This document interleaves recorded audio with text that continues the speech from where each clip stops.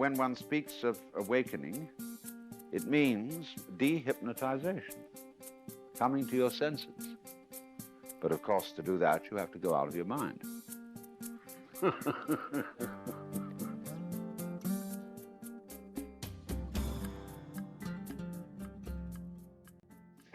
I find it a little difficult to say what the subject matter of this seminar is going to be, because it's too fundamental to give it a title. I'm going to talk about what there is. Now, the first thing, though, that we have to do is to get our perspectives with some background about the basic ideas which, as Westerners living today in the United States, influence our everyday common sense, our fundamental notions about what life is about. And there are historical origins for this which influence us more strongly than most people realize. Ideas of the world which are built into the very nature of the language we use and of our ideas of logic and of what makes sense altogether. And these basic ideas I call myth, not using the word myth to mean simply something untrue, but to use the word myth in a more powerful sense. A myth is an image in terms of which we try to make sense of the world. And we at present are living under the influence of two very powerful images, which are, in the present state of scientific knowledge, inadequate. And one of our major problems today is to find an adequate, satisfying image of the world. Well, that's what I'm going to talk about. And I'm going to go further than that, not only what image of the world to have, but how we can get our sensations and our feelings in accordance with the most sensible image of the world that we can manage to conceive. All right, now, the two images which we have been working under for 2,000 years and maybe more are what I would call two models of the universe, and the first is called the ceramic model, and the second, the fully automatic model.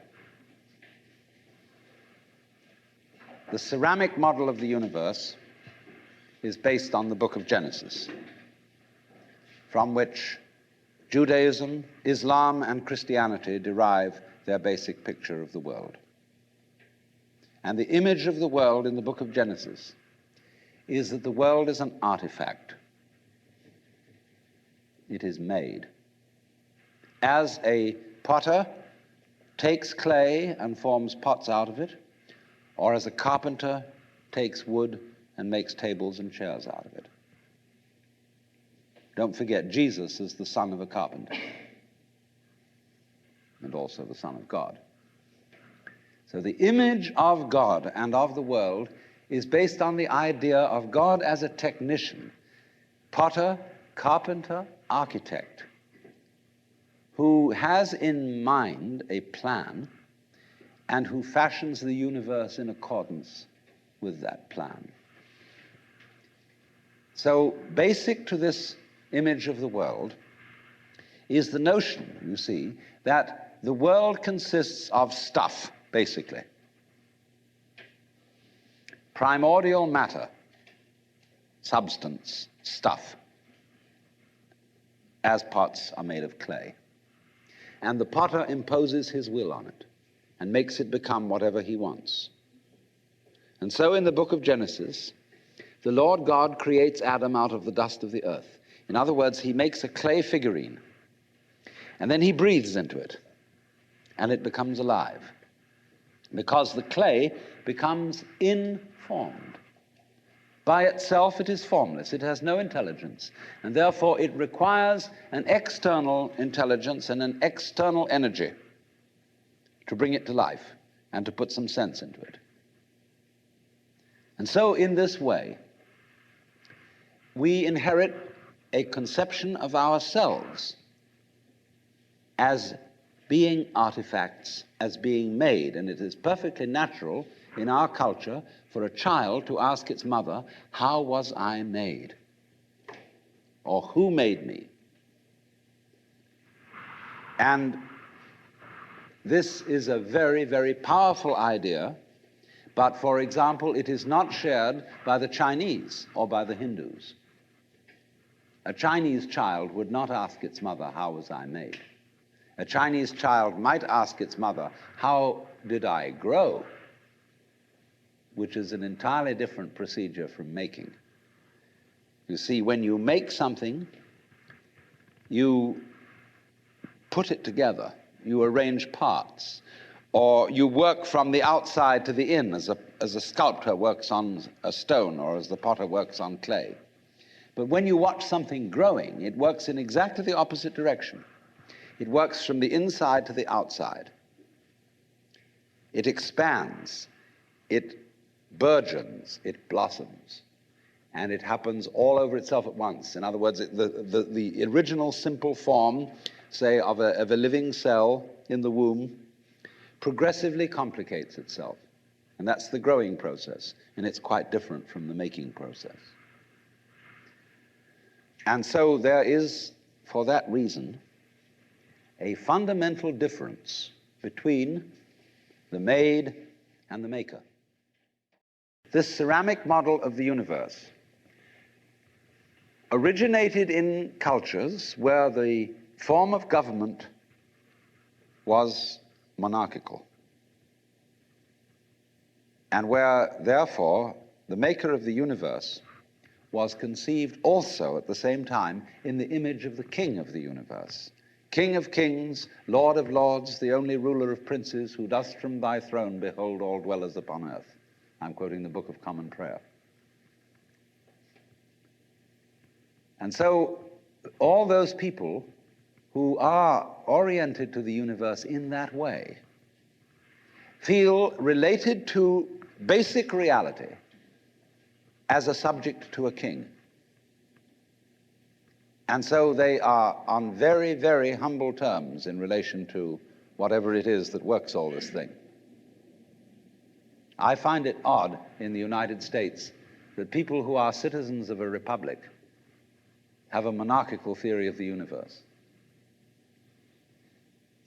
because we are carrying over from the very ancient Near Eastern cultures the notion that the Lord of the universe must be respected in a certain way.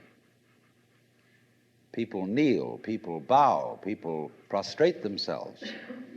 Because, and you know what the reason for all that is, that nobody is more frightened of everybody else than a tyrant. He sits with his back to the wall, and his guards on either side of him. And he has you face downwards on the ground because you can't use weapons that way.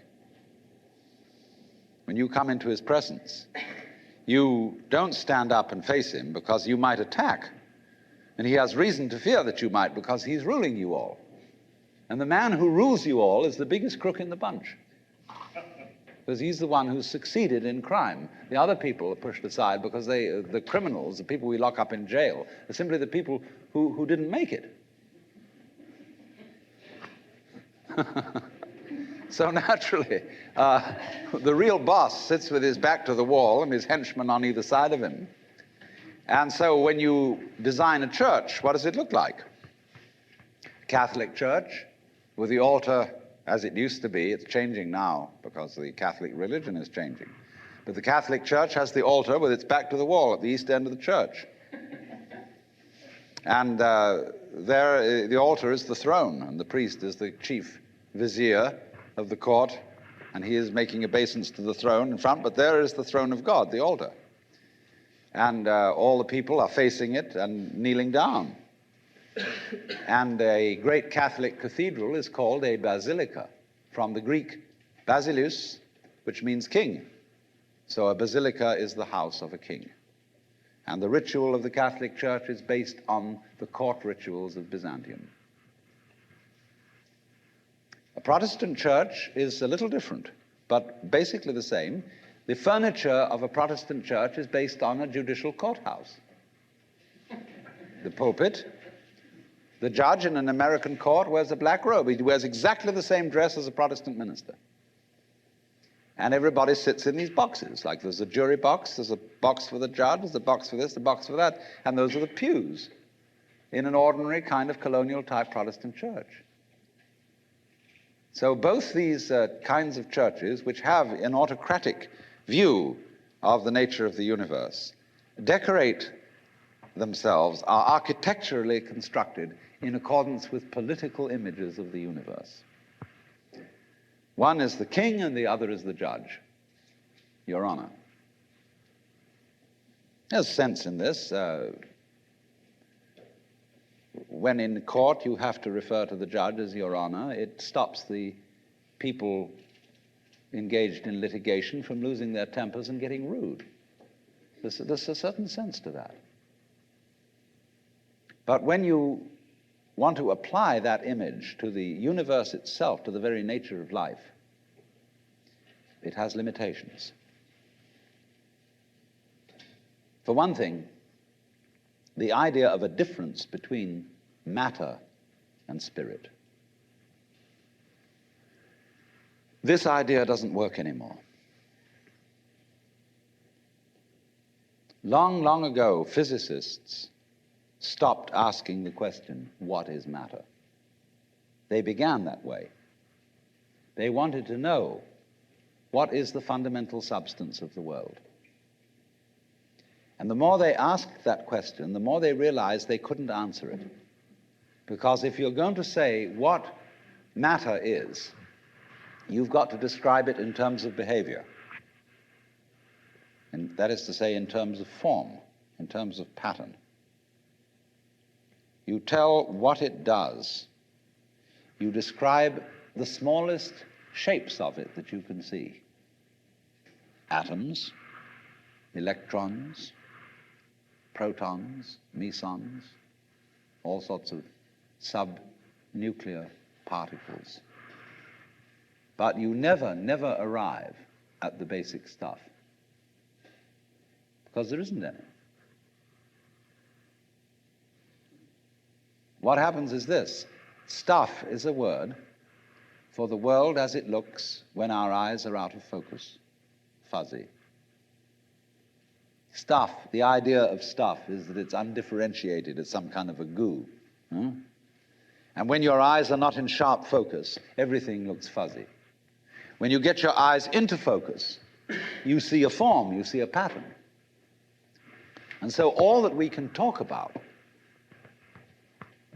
is patterns. So the picture of the world in the most sophisticated physics of today is not formed stuff, potted clay, but pattern. A self-moving, self-designing pattern, a dance. And we haven't yet, our common sense as individuals hasn't yet caught up with this.